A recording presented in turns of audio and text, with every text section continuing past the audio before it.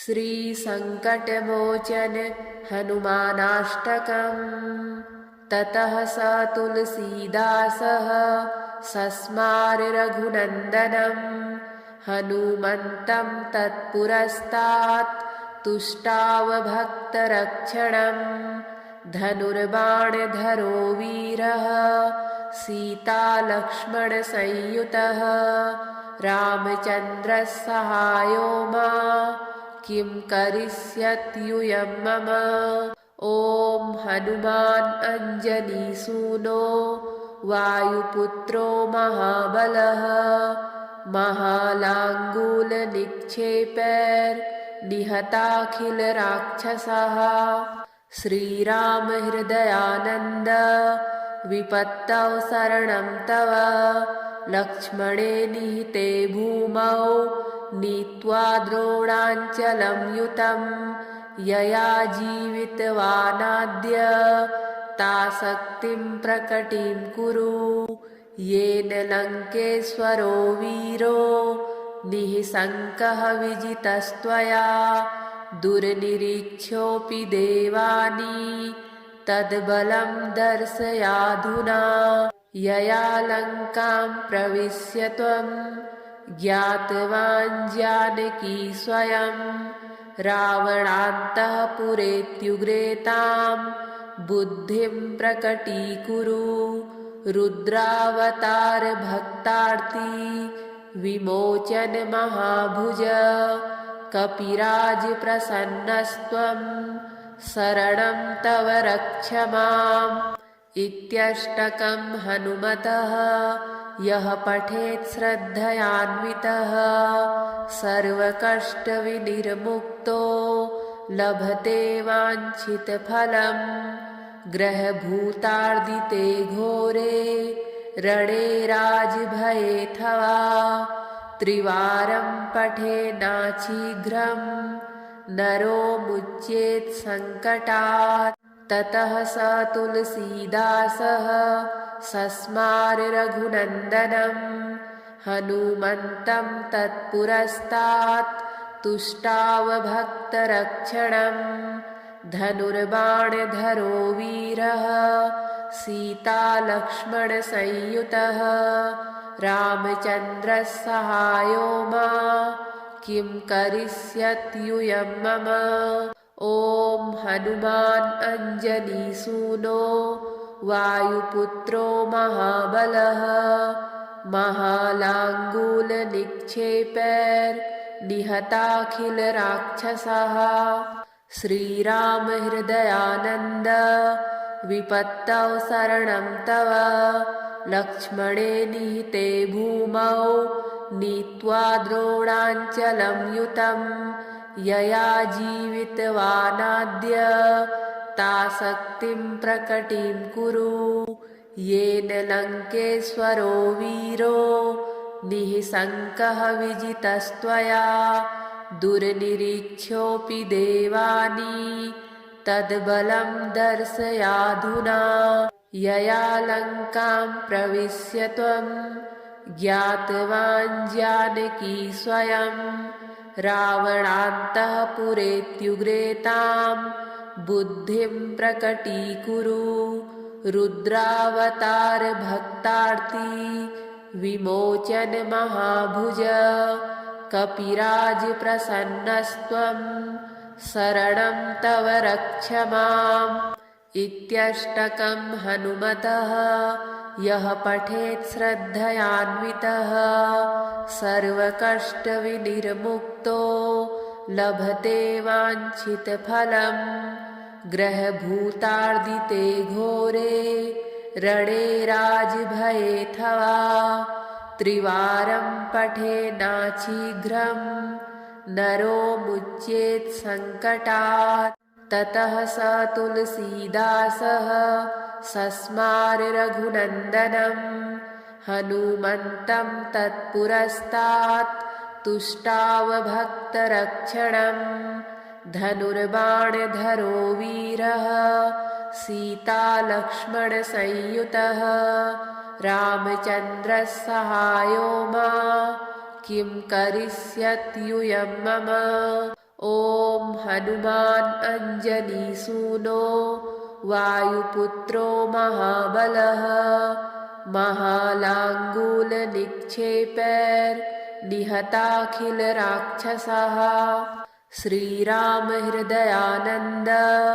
विपत्तौ शरणं तव लक्ष्मणे निहिते भूमौ नीत्वा द्रोणाञ्चलं युतं यया जीवितवानाद्य ताशक्तिं प्रकटीं कुरु येन लङ्केश्वरो वीरो निःशङ्कः विजितस्त्वया दुर्निरीक्ष्योऽपि देवानि तद्बलं दर्शयाधुना यया लङ्कां प्रविश्य त्वं ज्ञातवान् जानकी स्वयं रावणान्तःपुरेत्युग्रेतां बुद्धिं प्रकटीकुरु रुद्रावतार भक्तार्ती विमोचन महाभुज कपिराज प्रसन्नस्त्वं शरणं तव रक्ष माम्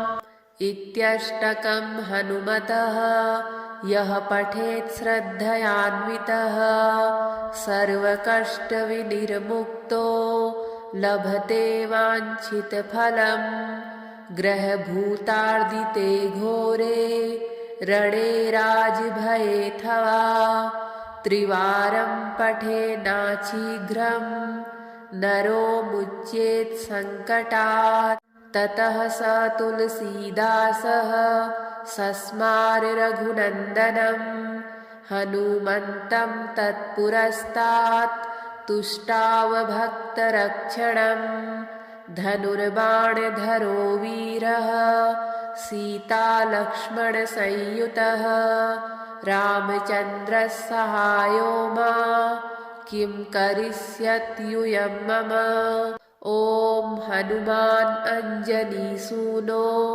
वायुपुत्रो महाबलः महालाङ्गूलनिक्षेपैर्निहताखिलराक्षसाः श्रीरामहृदयानन्द विपत्तौ शरणं तव लक्ष्मणे निहिते भूमौ नीत्वा द्रोणाञ्चलं युतं यया जीवितवानाद्य ताशक्तिं प्रकटीं कुरु येन लङ्केश्वरो वीरो निःशङ्कः विजितस्त्वया दुर्निरीक्ष्योऽपि देवानि तद्बलं दर्शयाधुना यया लङ्कां प्रविश्य त्वं ज्ञातवान् जानकी स्वयं रावणान्तःपुरेत्युग्रेतां बुद्धिं प्रकटीकुरु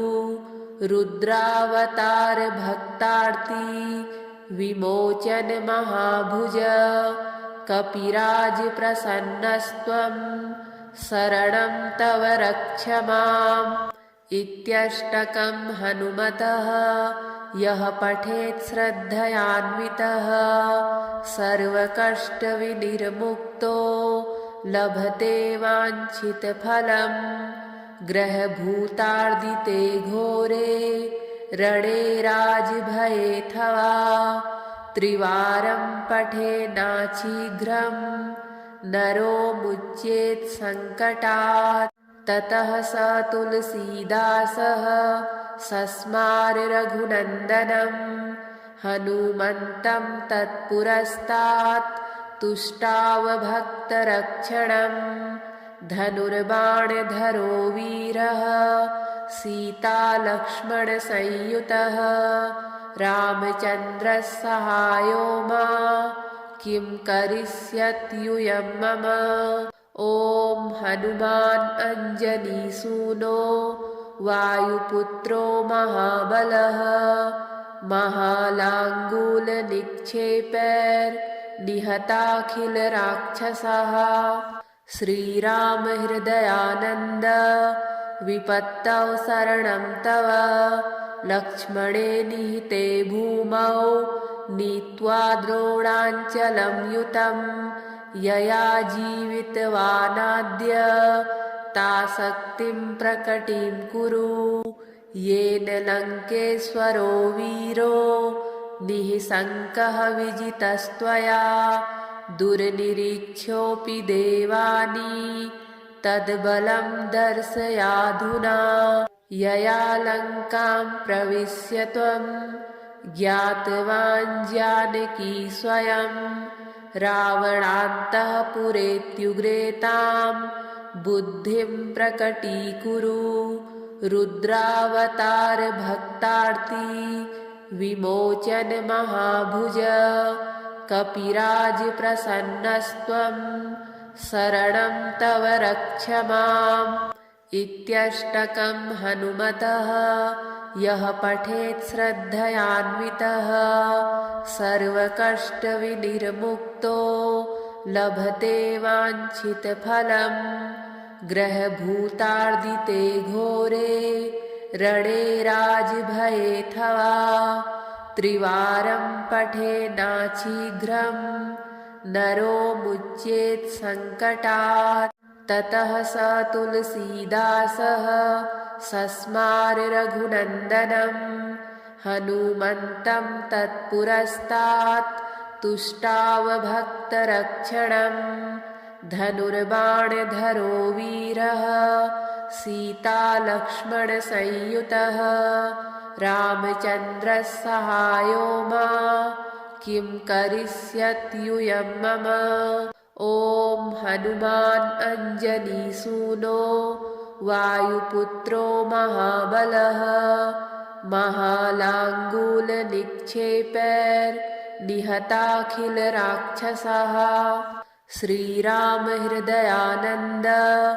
विपत्तौ शरणं तव लक्ष्मणे निहिते भूमौ नीत्वा द्रोणाञ्चलं युतं यया जीवितवानाद्य तासक्तिं प्रकटिं कुरु येन लङ्केश्वरो वीरो निःशङ्कः विजितस्त्वया दुर्निरीक्ष्योऽपि देवानि तद्बलं दर्शयाधुना यया लङ्कां प्रविश्य त्वं ज्ञातवान् जानकी स्वयं रावणान्तःपुरेत्युग्रेतां बुद्धिं प्रकटीकुरु रुद्रावतार भक्तार्ती विमोचन महाभुज कपिराज प्रसन्नस्त्वं शरणं तव रक्ष माम् इत्यष्टकं हनुमतः यः पठेत् श्रद्धयान्वितः सर्वकष्टविनिर्मुक्तो लभते वाञ्छितफलम् ग्रहभूतार्दिते घोरे रणे राजभयेऽथवा त्रिवारं पठेन्नाशीघ्रं नरो मुच्येत् सङ्कटात् ततः स तुलसीदासः सस्मार रघुनन्दनं हनुमन्तं तत्पुरस्तात् तुष्टाव भक्तरक्षणं धनुर्बाणधरो वीरः सीतालक्ष्मणसंयुतः रामचन्द्रः सहायो मा किं करिष्यत्यूयं मम ॐ हनुमान् अञ्जनीसूनो वायुपुत्रो महाबलः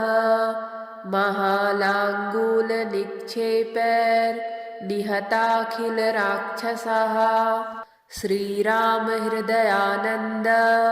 विपत्तौ शरणं तव लक्ष्मणे निहिते भूमौ नीत्वा द्रोणाञ्चलं युतं यया जीवितवानाद्य तासक्तिं प्रकटिं कुरु येन लङ्केश्वरो वीरो निःशङ्कः विजितस्त्वया दुर्निरीक्ष्योऽपि देवानि तद्बलं दर्शयाधुना यया लङ्कां प्रविश्य त्वं ज्ञातवान् जानकी स्वयं रावणान्तःपुरेत्युग्रेतां बुद्धिं प्रकटीकुरु रुद्रावतार भक्तार्ती विमोचन महाभुज कपिराज प्रसन्नस्त्वं शरणं तव रक्ष माम्।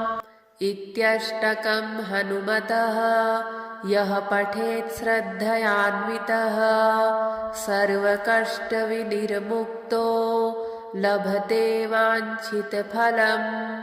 ग्रहभूतार्दिते घोरे रणे राजभयेऽथवा त्रिवारं पठेन्नाशीघ्रं नरो मुच्येत् सङ्कटात्।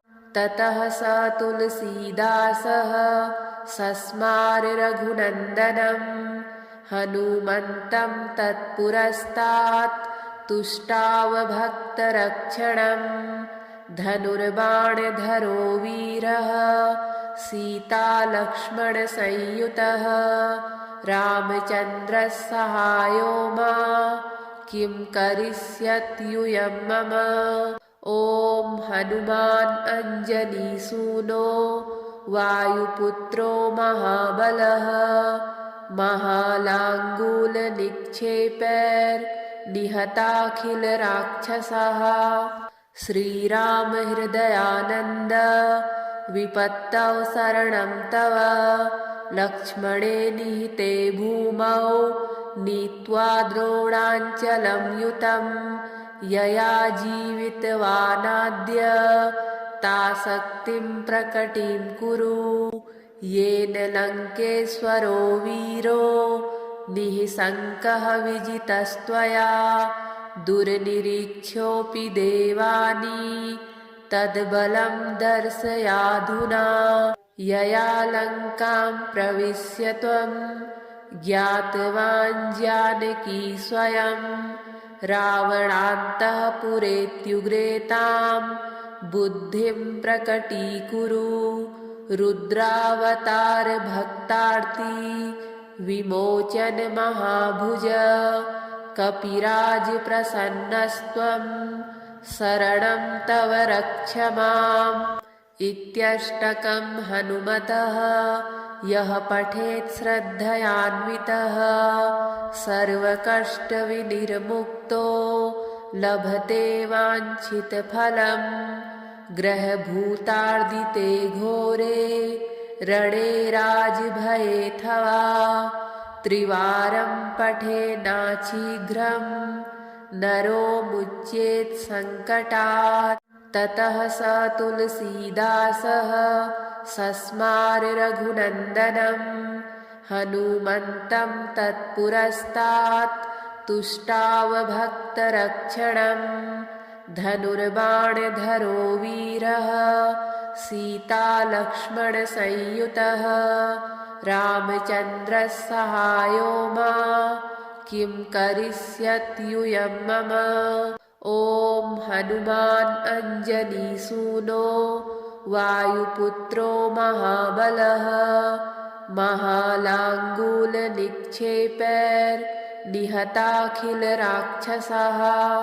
श्रीराम हृदयानन्द विपत्तौ शरणं तव लक्ष्मणे निहिते भूमौ नीत्वा द्रोणाञ्चलं युतं यया जीवितवानाद्य ताशक्तिं प्रकटीं कुरु।